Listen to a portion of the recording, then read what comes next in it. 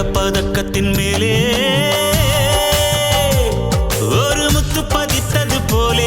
உந்தன் பட்டு கன்னங்களின் மேலே ஒன்று தொட்டு கொடுத்திடலாமோ நீயும் விட்டு கொடுத்திடலாமோ